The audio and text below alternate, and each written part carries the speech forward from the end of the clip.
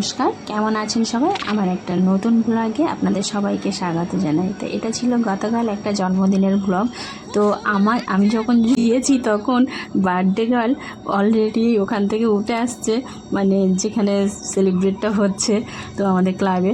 তো কেননা রাস্তায় যেতে যেতে দেখতে পাচ্ছি যে ও মার সঙ্গে চলে আসে, কেননা প্রচণ্ড গরম হচ্ছে, মানে জামা পরেছে যা, তো ভীষণ গরম হচ্ছে, সেই জন্য ওকে চেঞ্জ করে দেবে বলে ওর মা বাড়িতে নিয়ে যাচ্ছেন।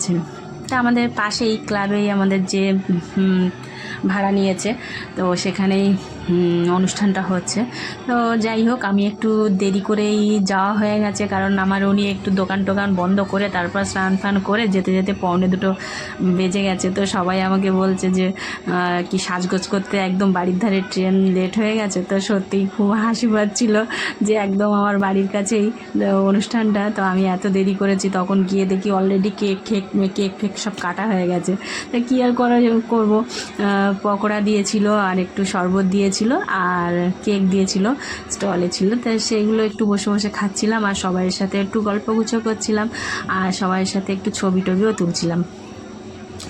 তো যাই হোক, এগুলো হচ্ছে মাইমা মাসি হয় সব, মানে যে মানে বার্থডে গার্ল, ওর হচ্ছে সব মাসি দিদা মামি দিদা এরকম আর কি। তো সবাইয়ের সাথে একটু ছবি টবি তুলছিল। এই যে বার্থডে গার্ল আবার একটু অন্য ড্রেস চেঞ্জ করে এসে ওর মায়ের সঙ্গে এদিক ওদিক ঘুরছে। আর সবাই একটু বার্থডে গার্লের সঙ্গে দেখবেন বিয়ে বাড়িতে গেলে যেমন বর বউয়ের সাথে সবাই একটু ছবি তোলার জন্য সবাই একটু করে। তো যাই হোক, বার্থডে গার্লের সঙ্গেও সবাই একটু ছবি তোলার জন্য উসখুস করে। তো এই যে মাম্মামের দাদু, মানে যার জন্মদিন আমি ওকে মাম্মাম বলি, আর মাম্মামের বাবার সাথে মাম্মাম ছবি তুলছে। এটা হচ্ছে আমাদের দেওর, মানে দেওরের মেয়ের জন্মদিন। তো আমাদের পাশের বাড়ির দেওর, তো দেওর আর আমার যা দুজনেই, মানে যাদের মেয়েটা তারা দুজনেই স্কুল টিচার দুজনেই। তো যাই হোক, দুজনেই ভীষণ ভালো। আর ওদের সঙ্গে আমরাও একটু ছবি টবি তুলে নিচ্ছিলাম আর সবাইয়ের সাথে একটু মজাও করছিলাম, আনন্দ করছিলাম। আর এই যে ওরা দুটো মেয়ে দেখছি, ওটা হচ্ছে বোনের মেয়ে, মানে আমার ওই জায়ের বোনের মেয়ে। ওরা দুজনেই একসঙ্গে বড় হয়েছে মামার বাড়িতে, যেহেতু আমার দেওর দুজনেই স্কুল টিচার। তো সেই সূত্রে মেয়েটা মামা বাড়িতেই থাকে দাদু দিদার কাছে। তো যাই হোক, তারপরে আমরা একটু আমরা সব যায়, মানে আমাদের আশেপাশে যায় মিলে আমরা একটু ছবি তুলছিলাম। আর আমার যা অনেক আগেই বাড়ি এসছে, মানে আমি যখন গেছি তখন ও খেয়ে দিয়ে বাড়ি আসছে। তার কারণ আছে, ওর একটু পায়ে লেগেছে, তো সেই জন্য ও তাড়াতাড়ি গিয়েছিল। আর ছেলেপিলে সব ওর সাথেই সব খেয়ে দিয়ে নিয়ে ওর চলে এসেছিলো। তারপরে দেখুন আমার কাকিমা, মানে সেজ কাকিমা, আমাদের পাশে বাড়ি, ওনারই নাতনির জন্মদিন। তা কাকিমার সাথে একটু ছবি তুলছিলাম। কাকিমা বলে আমার সাথে একটু সবাই বৌমারা একটু ছবি তোলো, কবে আমি চলে যাব। তা আমরা বলছিলাম যে ওইভাবে কেন বলছেন। তা কাকিমার সঙ্গে কাকিমার নাতনিরে কোলে নিয়ে আর আমরা সবাই আশেপাশে সব যায় মিলে ছবি তুলছিলাম।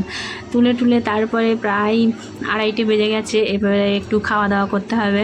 তো সবাই আমরা একসঙ্গে বসে পড়লাম। তো আমাদের পিছনের টেবিলে দেখুন, আমাদের পিছনের বাড়ির যা, আমার ভাসুর আর পাশের বাড়ির ভাসুর যা, সব বসেছে একসঙ্গে। আর আমরা বসেছি পরের টেবিলে, তাই একসঙ্গে সব কথা বলছিলাম। তো যাই হোক, তো প্রথমেই দিয়ে দিল একটা জলের বোতল। উনি, আমি আর আমাদের পাশের বাড়ির দিদিভাই, 3জন একসঙ্গে বসেছি। ছেলে মেয়েগুলো আগেই খেয়ে নিয়েছে। তো প্রথমেই দিয়ে দিয়েছে একটা বড় জলের বোতল। তো একটু ঢকঢক করে একটু জলটা খেয়ে নিলাম, মানে অনেকক্ষণ জলটা খাওয়া হয়নি, পকোড়া খেয়েছিলাম।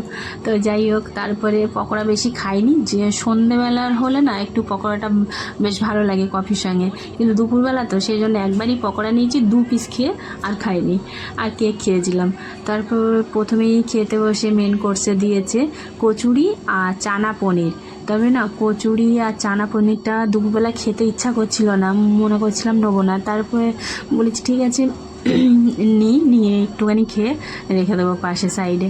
একবার মুখে দিলাম, বেশ ভালো লাগলো খেতে কচুরি আর চানা পনিরটা, দারুণ টেস্ট লাগলো, পনিরটা খুব টেস্টি ছিল। তা সেই জন্য সবটাই খেয়ে নিলাম। এই যে পিছনে আমাদের একটা দাদা ভাই, ভাসুর হয় সম্পর্কে দাদা ভাই, দেখাচ্ছে সম্পা তুমি খাচ্ছ আর দেখো আমার পাত খালি। যেহেতু দাদা ভাই কোনো লুচি কচুরি এইসব খায় না, উনি রুটি খায় কিন্তু কোনো কচুরি তো এইসব খায় না, আবার ফ্রায়েড রাইস বিরিয়ানিও খায় না, সাদা ভাত খায়।